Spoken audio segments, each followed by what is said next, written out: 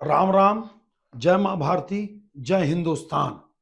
आप सभी का पुनः मेरे सत्य साक्षात्कार मुरारी मिश्रा यूट्यूब चैनल में बहुत हार्दिक अभिनंदन एवं स्वागत है। मैं आपको अपने हृदय से, दिल से बहुत बहुत धन्यवाद देता हूं सभी सब्सक्राइबर को, सभी व्यूअर्स को, जो आप लगातार मेरा सहयोग, समर्थन और मेरे चैनल को आशीर्वाद आप दे रहे हैं। आपसे मैं निवेदन करूंगा कि कृपया सब्सक्राइब करते रहिए। मैं सर्वे नहीं करता, मैं एग्जिट पोल नहीं करता, मैं अपने राजनीतिक समझ से, राजनीतिक ज्ञान से, जमीन की सच्चाई को समझते हुए आकलन और विश्लेषण करने का अथक प्रयास करता हूं। भारतीय जनता पार्टी 272 का आंकड़ा क्यों नहीं पा पाई, इसका आकलन और विश्लेषण करते हैं बहुत संक्षेप में। देखिए, सबसे बड़ा नुकसान भारतीय जनता पार्टी को लगभग 30 सीटों का, 29-30 सीटों का उत्तर प्रदेश में होता है। अगर 30-29 सीट को आप जोड़ देते हैं तो लगभग बहुमत के करीब दो अपने दम पर भाजपा पहुंचती है। लेकिन नुकसान महाराष्ट्र में हुआ 12 सीटों का, आपका बंगाल में हुआ 6 सीटों का, हरियाणा में हुआ 5 सीटों का, राजस्थान में हुआ 10 सीटों का, बिहार में हुआ 12 सीटों का, गठबंधन सहित बता रहा हूं आपको मैं, और कर्नाटक में लगभग 6-7 सीटों का हुआ। देखिए आप, कुछ कुछ बातें संक्षेप में मैं बताना चाहता हूं। महाराष्ट्र में निश्चित रूप से अजित पवार की पार्टी, मतलब शरद पवार की पार्टी का टूटना और उद्धव ठाकरे की पार्टी के टूटने को महाराष्ट्र की जनता अच्छा नहीं मानी और दोषारोपण बीजेपी के ऊपर करी, जबकि वो टूटे अपने अंतर्विरोध से। या आप मान के चलिए, कोई इतने बड़े बड़े 50-50 एमएलए, 16-16 सांसद, इतनी बड़ी पार्टी ऐसे नहीं टूट जाती जब तक अंदर कोई खामी ना हो। उसको जनता अच्छा नहीं मानी, इसलिए महाराष्ट्र में भारतीय जनता पार्टी को यह नुकसान हुआ। बंगाल में क्या हुआ, मेरे को लगता है कि जो आपका सीए लागू हुआ, उस सीए के लागू होने से फिर मैं आपको बता दूं कि मुसलमानों का वोट एक तरफा, और आपको बता दूं मैं, चुनाव चलते चलते जिस प्रकार से हाई कोर्ट ने मुसलमानों को दिया हुआ ओबीसी का आरक्षण रद्द किया, उससे उनको ये लगा कि अब हमको ममता बनर्जी ही बचा सकती है, तो क्यों ना ममता बनर्जी को ताकत दिया जाए और उनको इतना ताकत दिया जाए कि केंद्र में सरकार बना ले। इसलिए मेरे को लगता है कि 5-6 सीटों का और कुछ प्रत्याशियों के चयन का बंगाल में नुकसान हुआ। हरियाणा में आप निश्चित रूप से मान लीजिए, आप मनोहर खट्टर एक एंटी इनकम्बेंसी हो गई, जेजेपी के चौटाला जी अलग हो गए, नायब सिंह सैनी को तत्काल काम करने को मौका न मिला, और जाट समाज हरियाणा में एक तरफा विरोध में, जो एक ताकतवर समाज है, एक तरफा विरोध में आ गया बीजेपी के। इसलिए हरियाणा में भी 5 सीट के आसपास नुकसान भारतीय जनता पार्टी को हो गया। राजस्थान में क्या हुआ, राजस्थान में आप फिर मान के चलिए, राजपूत समाज नाराज हो गया। बहुत सारा राजपूत समाज, आप जानते हैं, रूपाला जी की बयानबाजी, इधर उधर का, और राजपूतों को टिकट ना देना, बार बार राजपूतों के एरिया को जाट लैंड बोलना, बहुत सारा विषय था। रविंद्र भाटी जो बाड़मेर से निर्दलीय चुनाव लड़ा, एक युवा तुर्क के रूप में हिंदुस्तान में उभर रहा है वो नेता, जबरदस्त टैलेंट, 26 साल का निर्दलीय एमएलए, उसको भारतीय जनता पार्टी के द्वारा टिकट ना देना। आपका चूरू से राहुल कसवा का टिकट काट देना। ये पूरा परिवार 2-3 सीटों पे प्रभाव रखता है। यहाँ कौन सुझाव दिया मेरे को नहीं मालूम, खुद सांसद उसका मैं बोल चुका था यार, राजस्थान में याद रखना, राजस्थान के बारे में, चूरू के बारे में मैं बोला था कि राहुल कसवा कई सीटों पे नुकसान करेगा और भारतीय जनता पार्टी को राजस्थान में नुकसान देगा, और वही हुआ।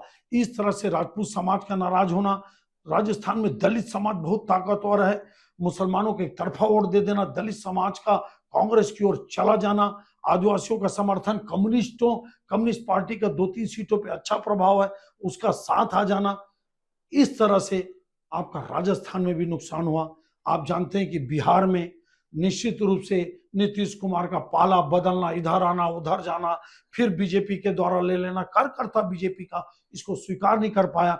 बिहार का कार्यकर्ता ये चाहता था कि भारतीय जनता पार्टी एलजेपी चिराग पासवान के साथ लड़े, आपका मांझी जी के साथ लड़े, कुशवाहा जी के साथ लड़े, लेकिन नीतीश कुमार के साथ ना लड़े, क्योंकि बिना नीतीश कुमार के भी भारतीय जनता पार्टी 2014 में 22-23 सीट पाई थी।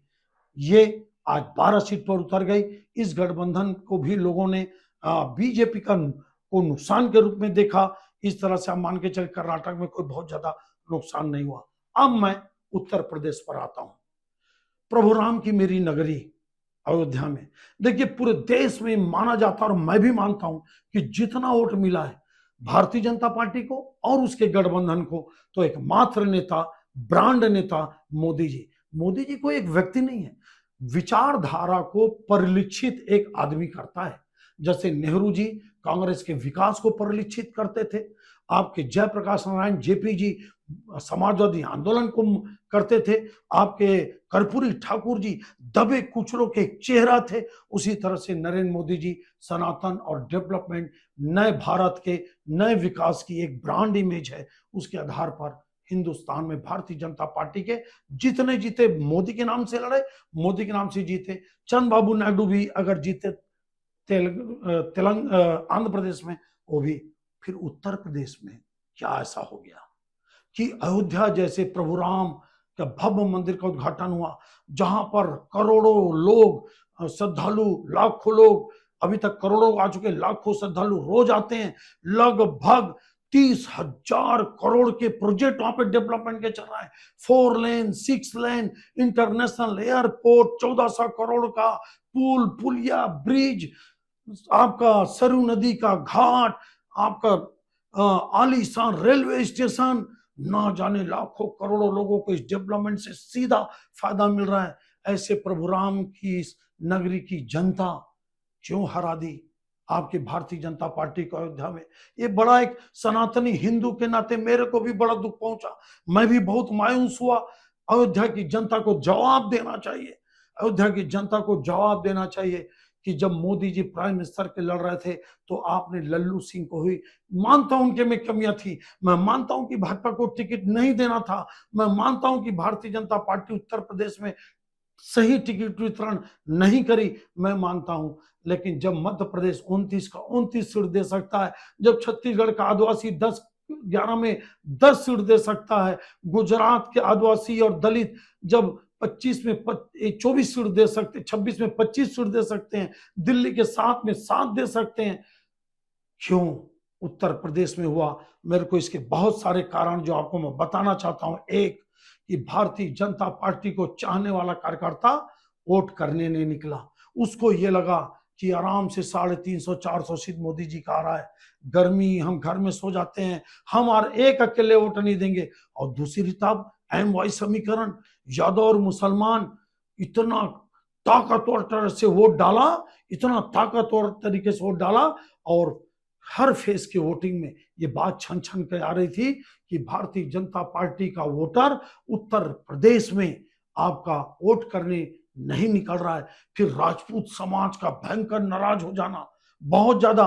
कारण ये कि बार बार पश्चिमी उत्तर प्रदेश को जाट लैंड कहना, जबकि वहां पे राजपूत भी बहुत बड़ी संख्या में रहते हैं। तो ये जो पूरी पट्टी थी राजपूतों की, चाहे आप यूपी, पश्चिमी उत्तर प्रदेश हो या आपका हरियाणा हो या राजस्थान की लगी हुई सीट, आप देखिए भारी नुकसान उठाना पड़ा।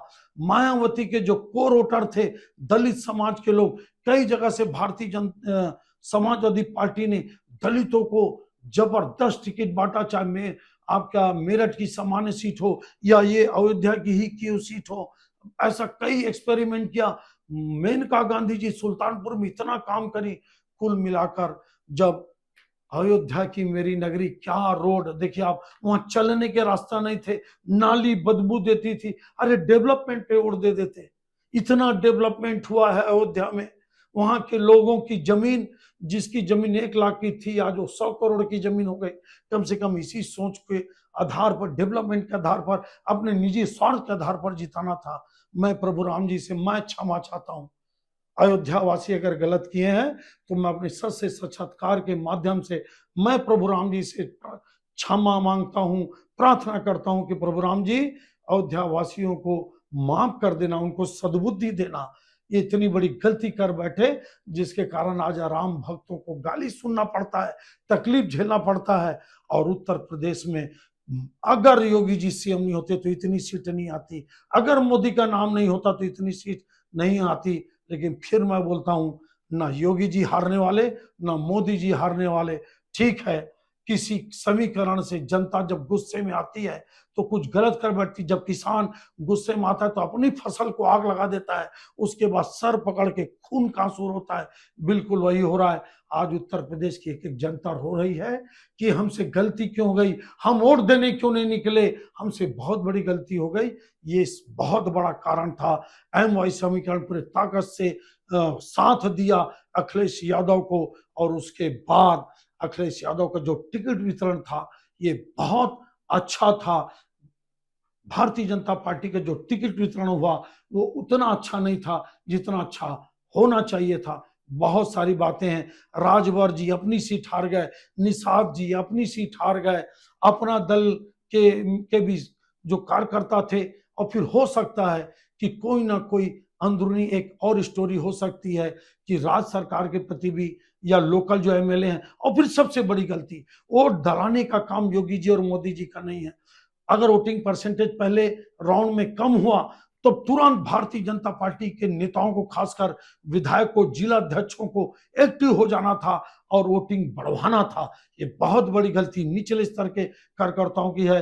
अब भारतीय जनता पार्टी को एक काम जरूर करना चाहिए कि आप परिवर्तन करिए। क्षेत्र में जो भस्मासुर बैठे हैं, जो निष्क्रिय लोग बैठे हैं, जो कब्जा करके बैठे हैं विधानसभा और लोकसभा में, उनको हटाइए, नए कार्यकर्ताओं को आगे लाइए। लेकिन कुल मिलाकर 30,000 करोड़ के विकास के काम अयोध्या में चलने के बाद भी, भव्य राम मंदिर बनने के बाद भी, करोड़ों लोगों को सीधा रोजगार अयोध्या में मिलने के बाद भी, मुसलमान समाज को इतना लाभ देने के बाद मोदी जी को एक भी मुसलमान करीब करीब वोट नहीं दिया। और मैं ये भी बोलता हूं कि मुलायम सिंह यादव को पद्म विभूषण का सम्मान देना मोदी जी की बहुत बड़ी गलती है। राम भक्त के हत्यारों को मोदी जी ने पद्म सम्मान देके बहुत बड़ी गलती किया। इससे भी उत्तर प्रदेश का कार्यकर्ता नाराज था। ये मान के चलिए, ये सम्मान वापस लेना चाहिए या रद्द करना चाहिए। एक तरफ आप मुलायम को मुल्ला मुलायम बोलते हो, राम भक्तों का हत्यारा बोलते हो, और दूसरी तरफ इस देश के सर्वोच्च सम्मान पद्म सम्मान से सम्मानित करते हो। ये मोदी जी की गलत राजनीति और स्वार्थ की गंदी राजनीति बहुत ही दुखदाई है, जिसका नुकसान निश्चित रूप से हुआ। मेरे को लगता है कि मोदी जी इन सब चीजों से ऊपर उठेंगे और सभी के भावनाओं को और सही बातों को लेकर चलेंगे। यह आकलन विश्लेषण आपको कैसा लगा आप जरूर बताइए। आप सब्सक्राइब नहीं किए तो कृपया मेरे चैनल सच से सच का मुरारी मिश्रा को सब्सक्राइब कर लीजिए, लाइक शेयर करिए। उत्तर प्रदेश में जितने आपके करीबी हैं उनको जरूर ये विश्लेषण अच्छा लगता होगा तो आप जरूर भेजिए। आप सबका धन्यवाद। जय हिंद, जय श्री राम।